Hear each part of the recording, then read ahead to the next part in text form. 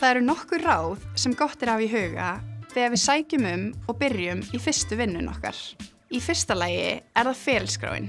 Best að hafa hana einfalda og skýra og miða við að hafa hana eina blaðsíðu ef mögulegt Síðan mikilvægt að skoða ráðningarsamninginn og vera í stéttarfélagi.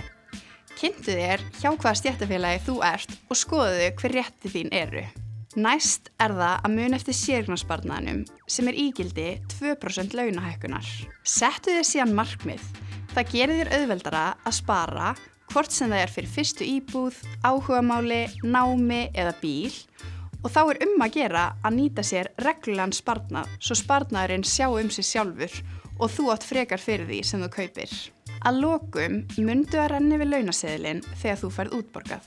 Stundum geta orðið mistök við útborgun og því góð regla að fara vel yfir launaseðilinn.